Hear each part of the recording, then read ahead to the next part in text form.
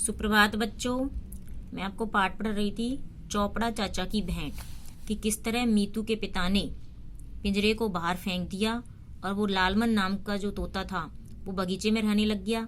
लेकिन जब उसकी इच्छा होती तब वो घर के अंदर आ जाता। आज हम इसके आगे पढ़ेंगे। यह तो और भी बुरा हुआ, मीतू की माँ बोली। अब हम इसके पिंजरे को भंडार में भी नहीं डाल सकते। मीतू की माँ ने क्या कहा कि अब तो बहुत ही बुरा हुआ, अब हम इस पिंजरे को है ना भंडार में भी नहीं रख सकते।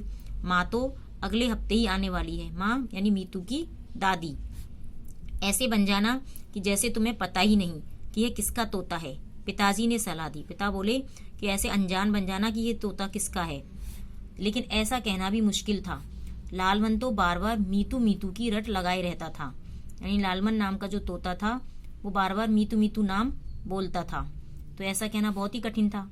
सौभाग्य से जब दादा दादी पहुंचे तो लालमन कहीं दिखाई नहीं पड़ रहा था। दादा दादी आए तो लालमन कहीं दिखाई नहीं दिया। माँ ने यह उम्मीद बांध ली कि शायद वह कुछ दिन दूर रहने की मेहरबानी करे।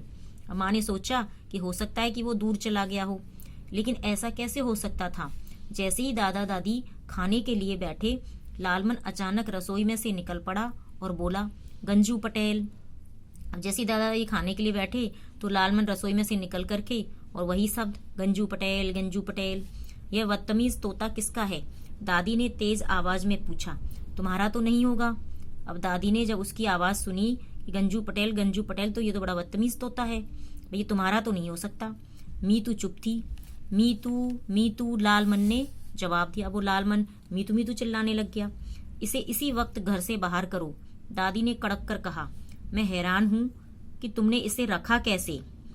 इसे यानी ये इस तरह से बदतमीजी से बोल रहा है, इसी समय इसको घर से बाहर कर दो, दादी ने तेज आवाज में कहा।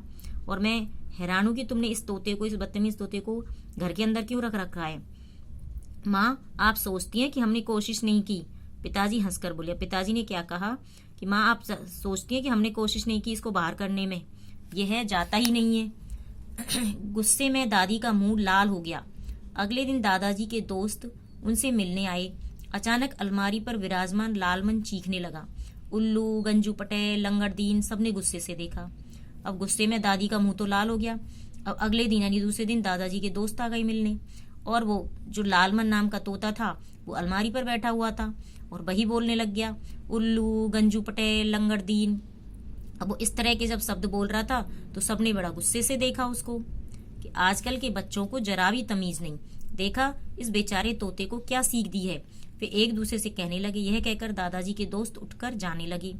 यानी दादाजी के जो दोस्त आए हुए थे उन्होंने सोचा कि आजकल के बच्चे तो बिगड़े हुए हैं, तमीज ही नहीं है, उन्होंने इस तोते को क्या सिखा रखा है।